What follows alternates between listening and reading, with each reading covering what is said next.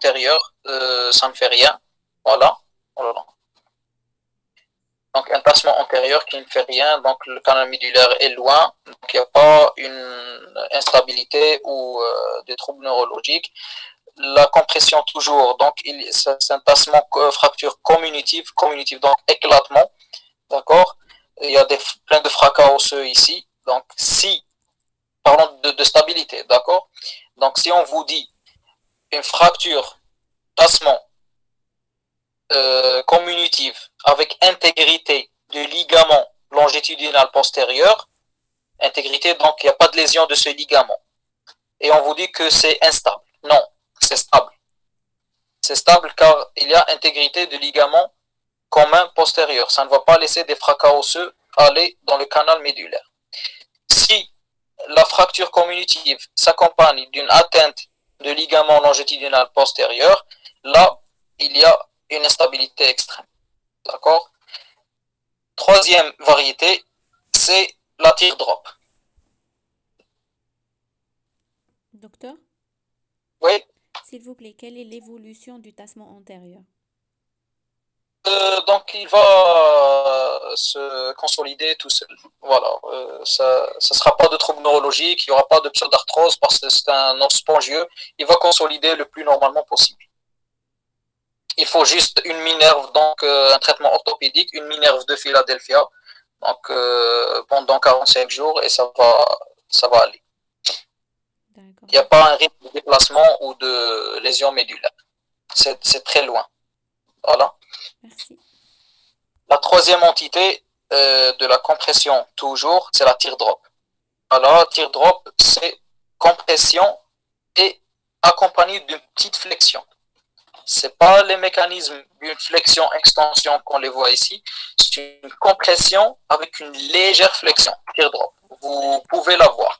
Donc, dans les QCM, on peut vous dire par une compression et on peut vous dire une compression accompagnée d'une légère flexion. C'est juste aussi, pour faire attention, d'accord. Donc j'ai vu celui de Constantine et d'Alger, et il a l'accompagnement d'une légère flexion. Et c'est juste, hein, c'est juste.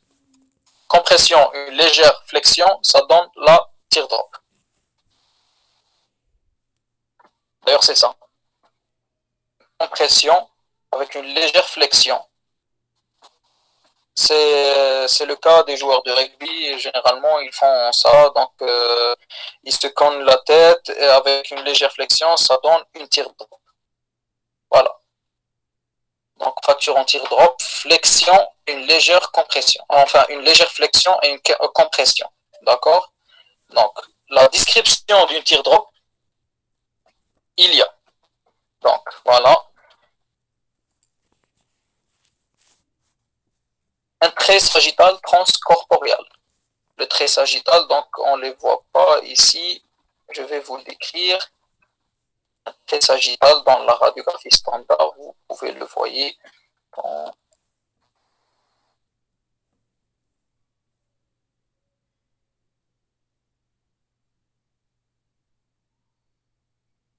Le trait sagittal corporeal.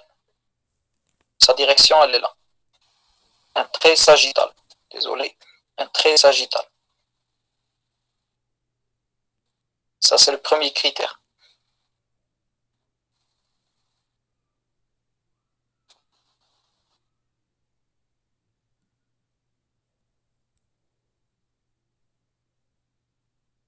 Deuxièmement, il y a un fragment osseux, donc, qui se détache du coin antéro-inférieur et qui sera solidaire au disque sous-jacent et non pas sus-jacent.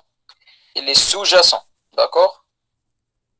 Donc, cette fracture, elle va subir donc la variété teardrop. Elle aura un trait sagittal qui m'aurait comme la vertèbre, un détachement du coin antéro-inférieur de la même vertèbre qui va être solidaire au disque de la vertèbre sous-jacente.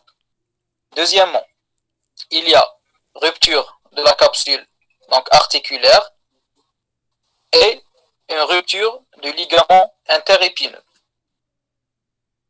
Et voilà en détail. Donc, très sagittal transcorporeal, comme on l'a vu. Fragment osseux triangulaire restant solidaire au disque sous-jacent. Atteinte du ligament vertébral commun postérieur. Il est toujours là. D'accord? Le ligament commun, on a dit qu'il est très important de l'apprendre. Le ligament commun postérieur, il va venir ici se rompre. Donc, il y a rupture de ce ligament.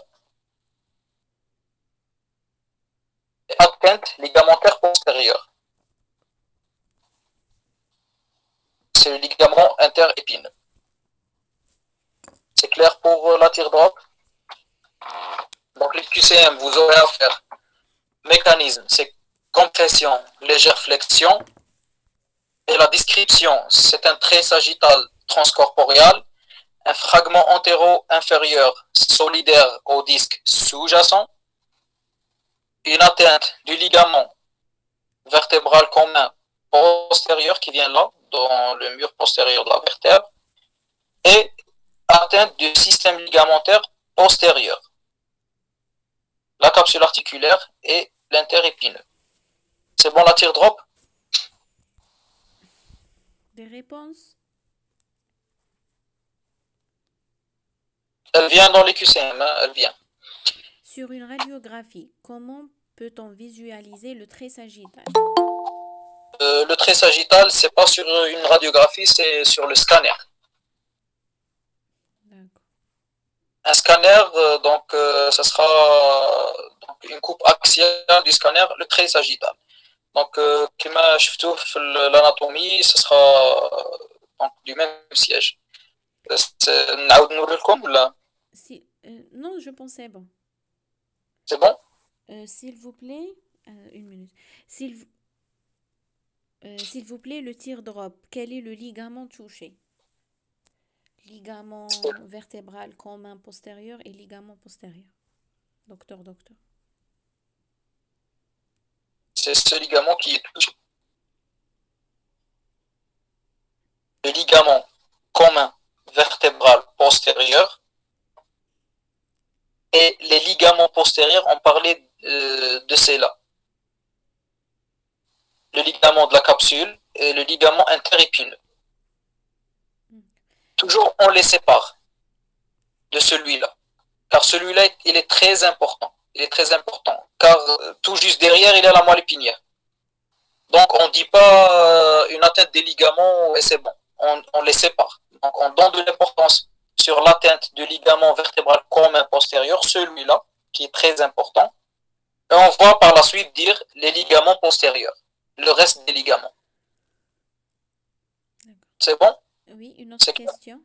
S'il vous plaît, est-ce qu'il y a une atteinte du disque? Bien sûr. Il y a une atteinte de disque. Sinon, il n'y aura pas une séparation. Tout le système ligamentaire est touché. Voilà. Donc, il y a une atteinte du disque. Le disque est coupé en deux. D'autres questions?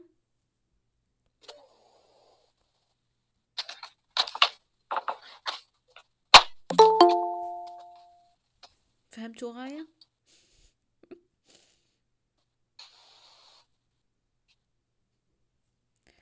aucune réponse.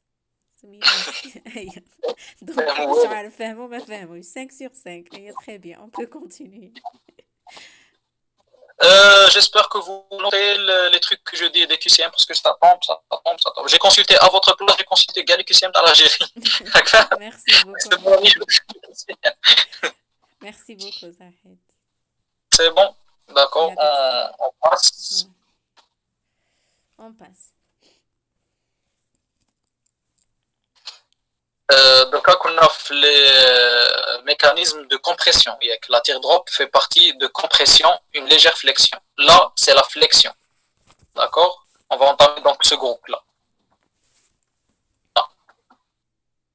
On va entamer donc flexion-extension. On va commencer par la flexion, après l'extension.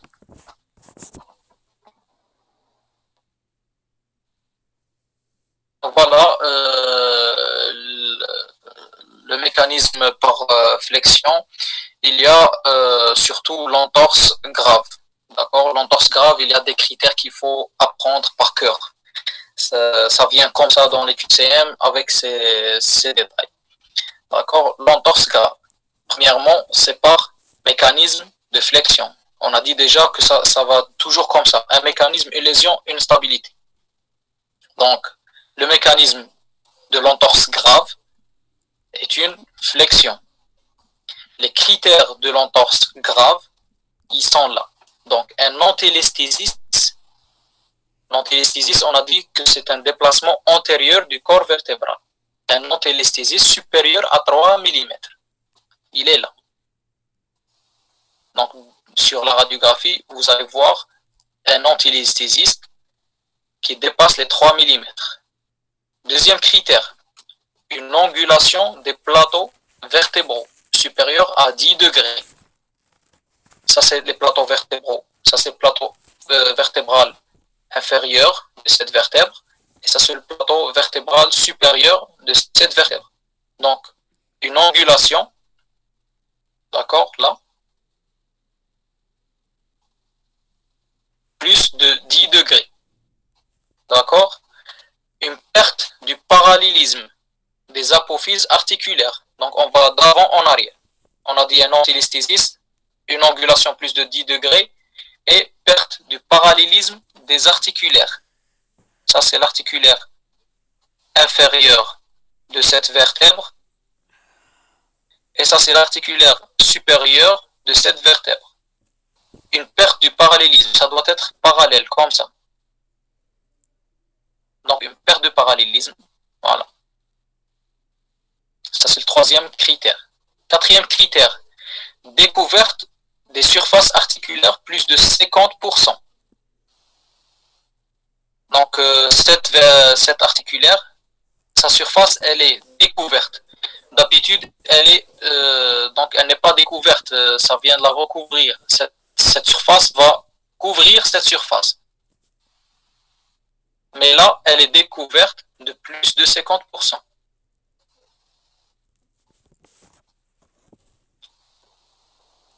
Cinquième critère, écart interépineux qui est exagéré. L'écart interépineux. Donc, d'avant en arrière, un antélestésiste supérieur à 3 mm. Une angulation des plateaux vertébraux. Ça, c'est les plateaux vertébraux. Plus de 10 degrés. Perte de parallélisme de l'articulaire. Toujours dans l'articulaire, une découverte de la surface articulaire plus de 50%. Et cinquième critère, un écart interépineux qui est exagéré. Ça, c'est les critères de l'entorse grave à manger, à apprendre. Donc voilà, sur une radiographie.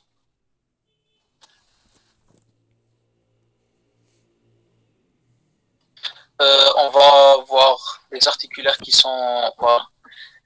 Ça n'a rien à voir, mais juste pour vous montrer le parallélisme des articulaires.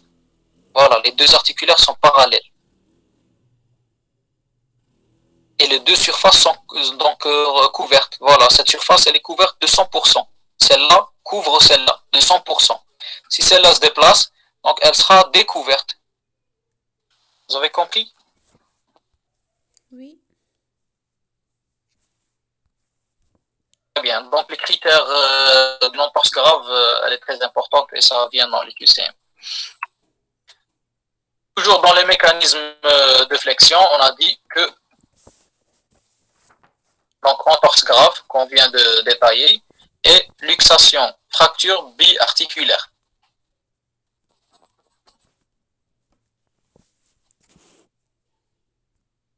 On la voit ici.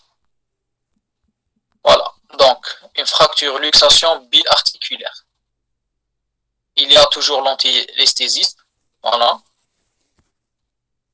Cette articulaire est totalement luxée de son binôme. Voilà. Celle-là, elle est solidaire, et celle-là. Mais là, c'est totalement luxé. Elle s'est déplacée en avant. Et c'est à gauche et à droite. Donc c'est biarticulaire. pour faire la différence, il y a un signe donc dans l'uni articulaire qu'on va le voir en dernier, d'accord, qui fera la différence. Là, il n'y a pas signe donc de bonnet d'âne. Il y a un signe qui s'appelle bonnet d'âne, donc on va donc bonnet d'âne ou chapeau d'âne. D'accord, chapeau d'âne indique, donc on va la voir donc dans les fractures uniarticulaires. Là, elle n'est pas visible donc parce que c'est une fracture biarticulaire, D'accord? Donc voilà. Luxation biarticulaire. Donc voilà, en extension maintenant. En extension, c'est presque les mêmes lésions, mais là, il y a vraiment des lésions qui sont plus graves que les premières. Donc l'entorse grave, elle est moins grave que celle-ci. Les traumatismes en extension ne sont pas très importants, ça vient jamais dans les QCM. Donc voilà. Oui. هذا التيب سي اللي درناه قبيله روتاسيون Non, mais c'est la rotation اللي جايه هاي دي. تسمى هذا الA B C ماشي هما تاع A B C تاع قبيله. A B C تاع قبيله وراهم A B C تاع A قبيله. compression و B flexion extension و C rotation هادو. Non, هادو توجور نو هادو ماشي تاع قبيله، هادو كومبريسيون بوحدها، B فليكسيون بوحدها و اكستنسيون C بوحدها، ماشي C تاع لا روتاسيون. Désolé, ça, je devais faire attention, Nishan. D'accord, donc c'est clair, je pense. Mais si c'est à la rotation, D'accord. D'accord. Donc on a vu la compression, surtout la teardrop. Les mécanismes flexion, c'est surtout l'entorse grave et ses critères, et la luxation fracture biarticulaire. D'accord. Luxation fracture biarticulaire, c'est comme le nom l'indique, voilà, c'est une luxation désarticulaire et en même temps fracture aussi de l'articulaire. D'accord?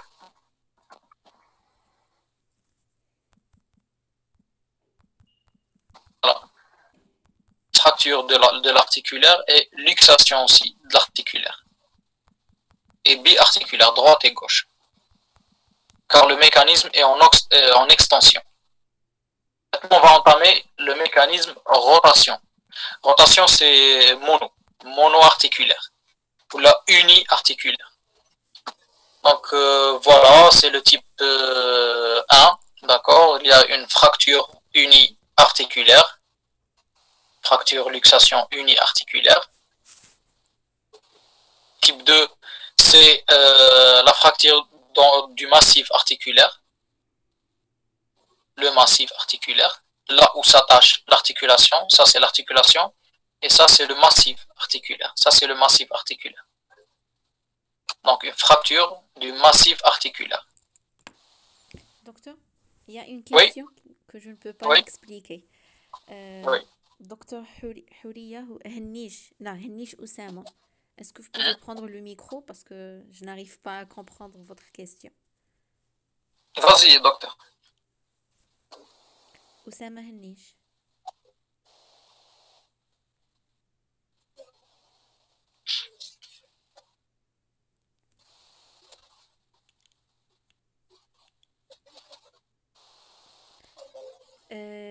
كاين هكا ميكروفون، هذا كليكي فيه باش يتاكتيفا الميكرو.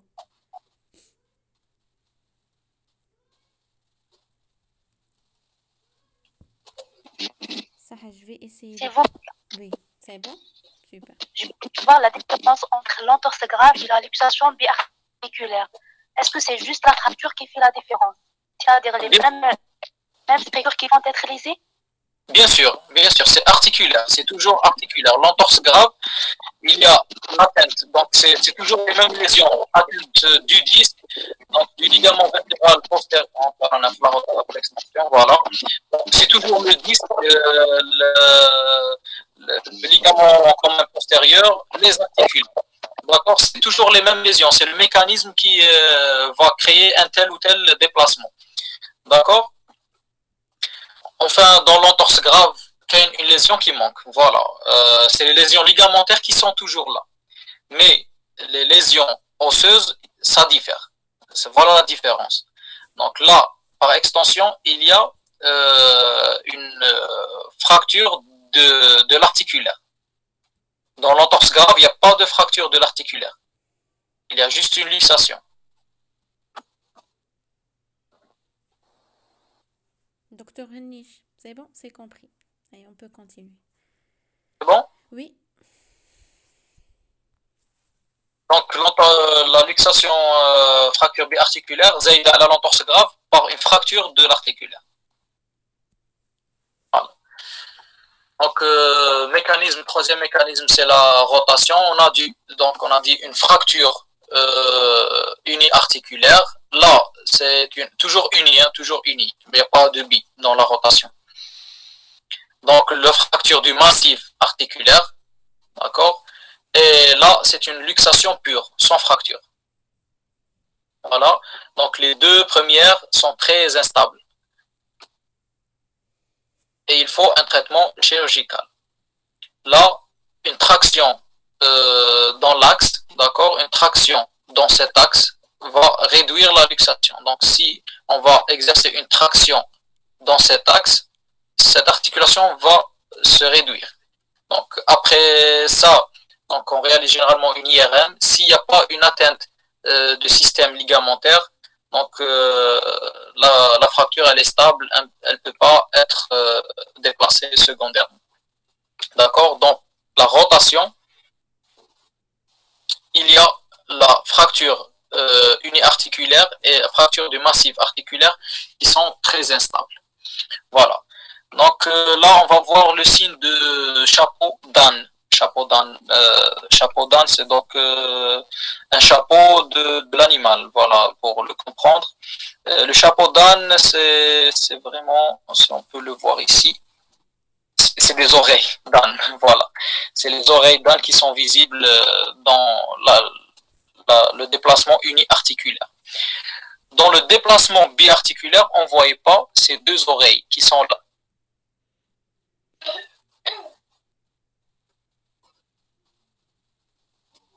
Vous les voyez? Ça, c'est le signe de chapeau d'âne. Ou la bonnet d'âne. docteur Fatima ne peut pas le voir. On va. Mais je pense que moi, je fais un chapeau d'âne. Donc, on va le faire sur Google. Là, tu vois, sur Oui, oui. 2 minutes. Donc, je vais le voir.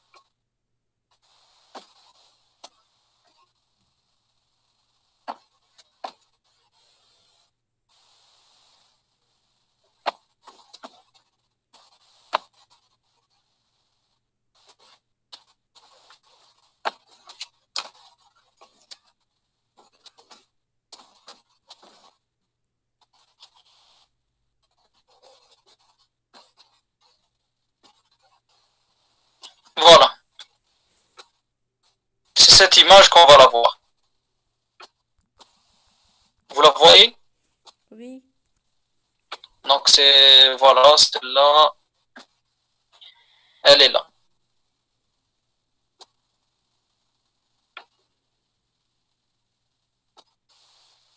Vous la voyez maintenant ou là? Je sais que c'est un peu médiocre. أنا شوفيها شوف الآخرين.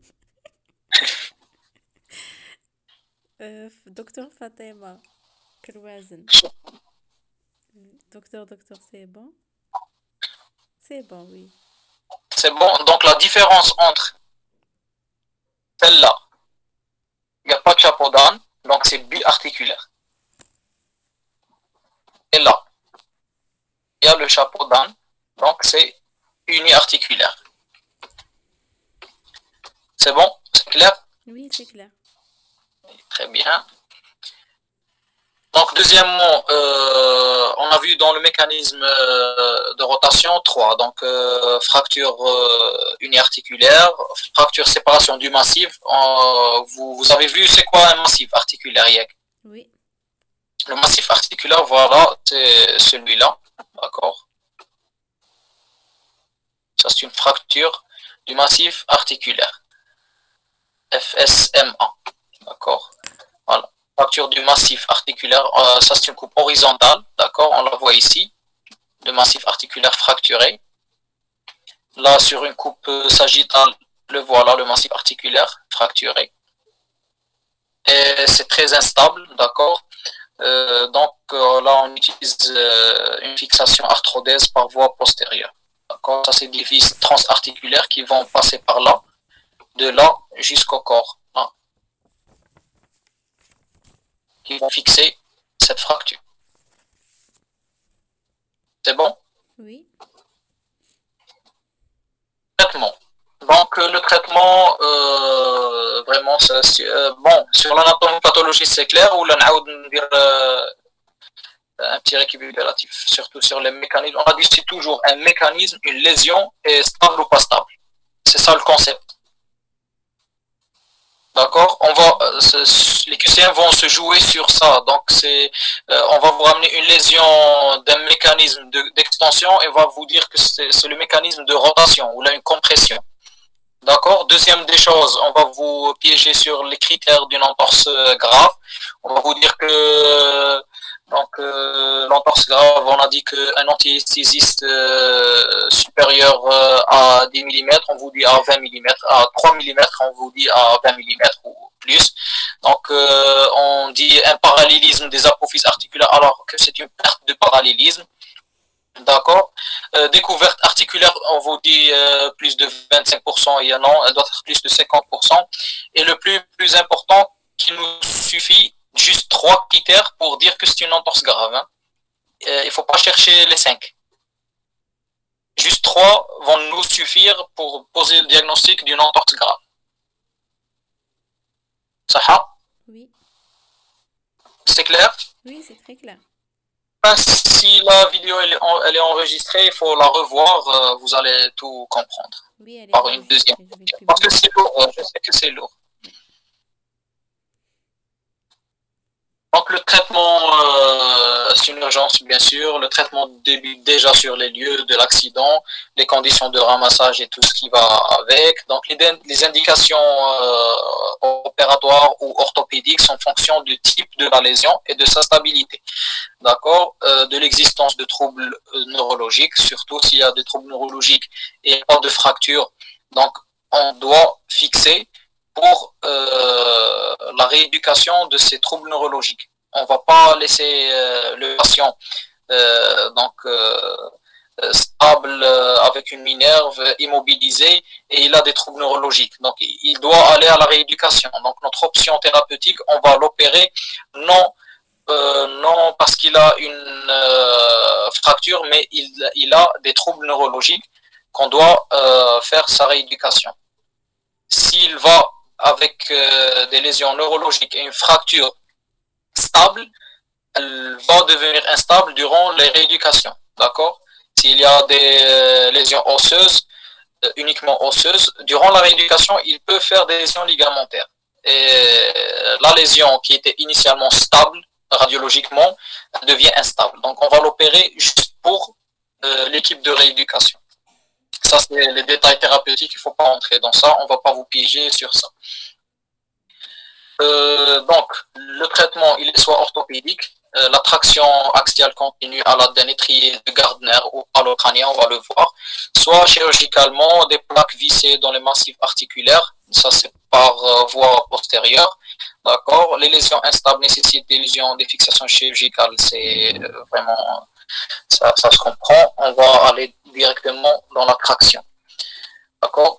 On a vu déjà dans la luxation monoarticulaire, donc une luxation pure par mécanisme de rotation. Il y a une luxation pure, sans fracture. On a dit qu'on pouvait faire une réduction. La réduction se fait par la traction. Donc on va tracter le crâne. Donc quand on va tracter le crâne, la fracture va se réduire toute seule. D'accord, ça c'est un traitement chirurgical. D'accord, désolé.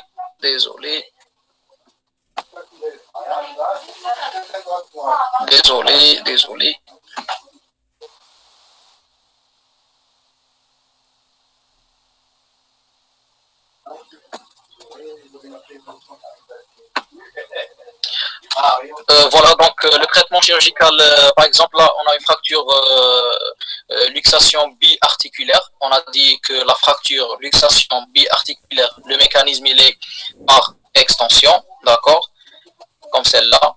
Il n'y a pas de chapeau d'âne, donc c'est biarticulaire. Et on a dit déjà que la fracture luxation, elle est accompagnée d'une fracture de l'apophyse articulaire, ce qui va différer de l'entorse grave. Le traitement est là chirurgical parce qu'elle est instable, bien sûr. Donc, ça vient, on voit par voie postérieure, un vissage transarticulaire. D'accord? Ça, c'est par voie postérieure. Vous n'êtes pas obligé d'apprendre tout ça par cœur, mais vous devez voir qu'il y a plusieurs options par voie postérieure ou là par voie antérieure. Par exemple, là, un tassement communitif ou là, une teardrop. D'accord, il y a des fracas osseux avec une atteinte du ligament longitudinal postérieur.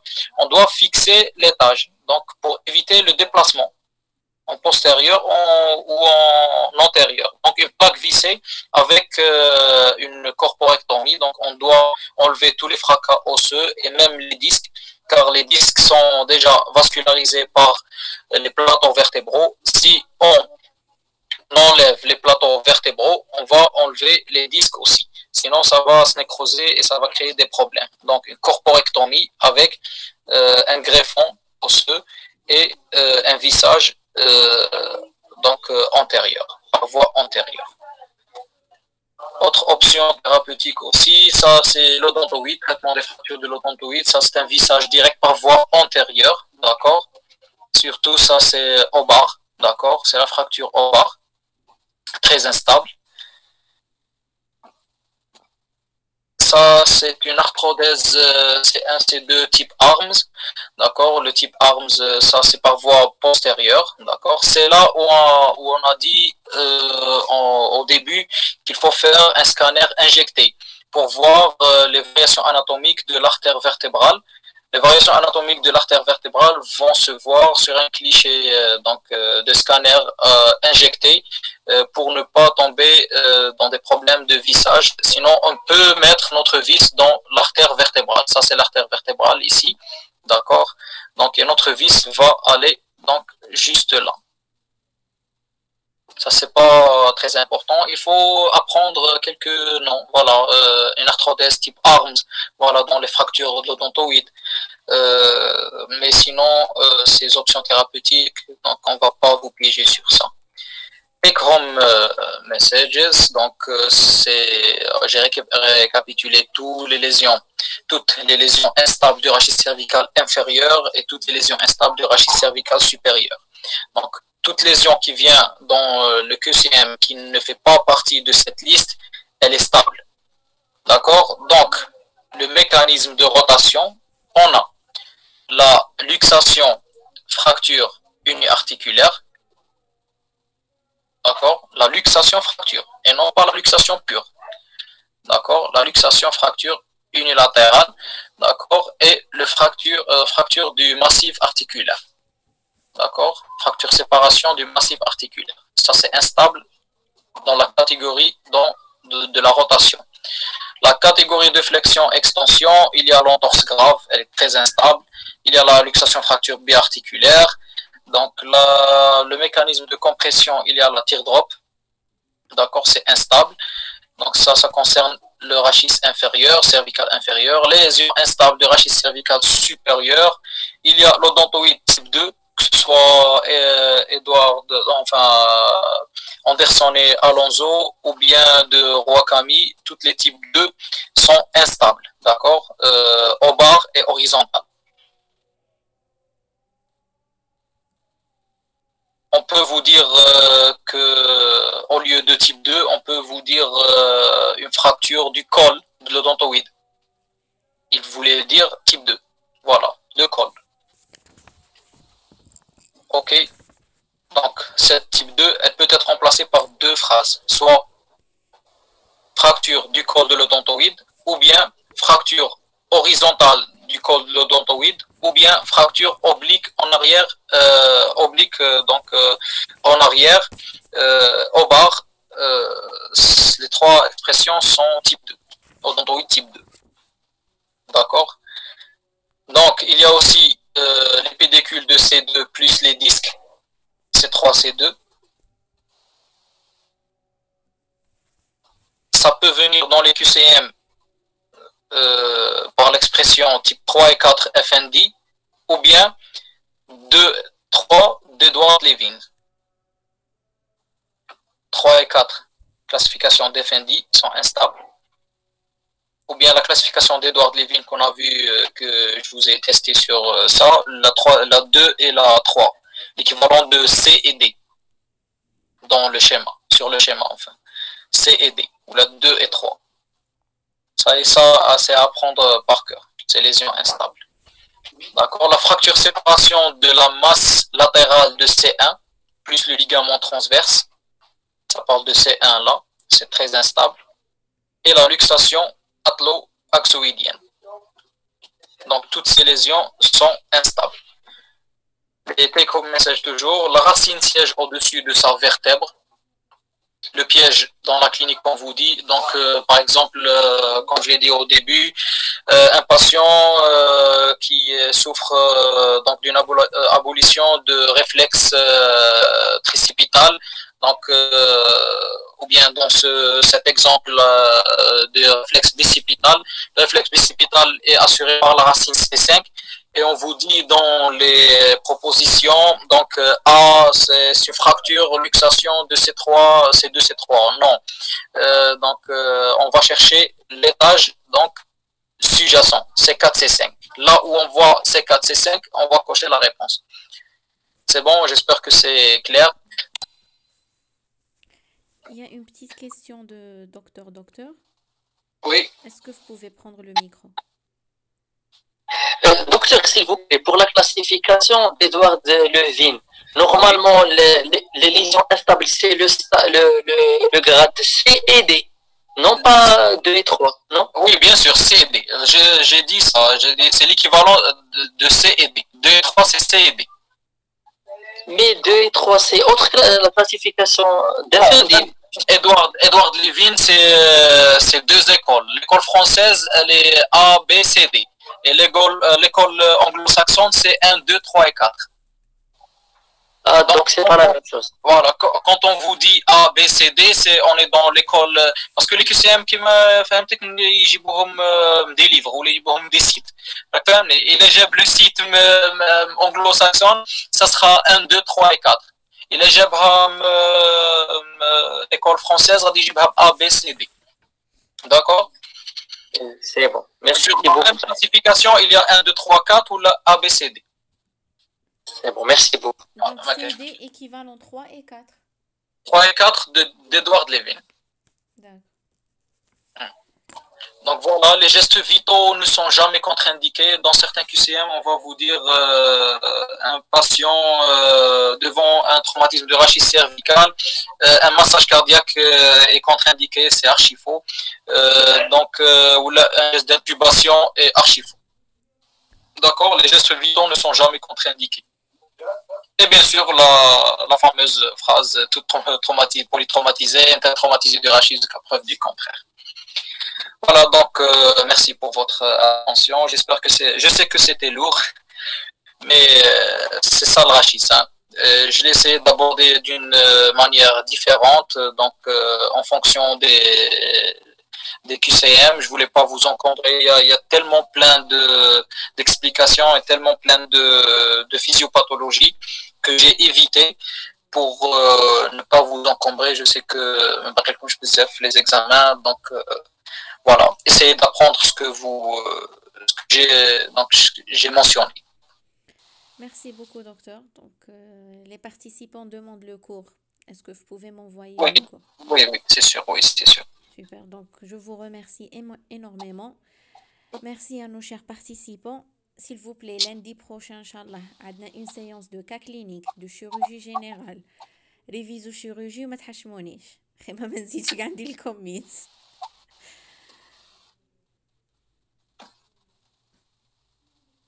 Donc, merci à vous. ودعوا لي. هذا ما كان خصني غير الدعاء. ادعوا لي.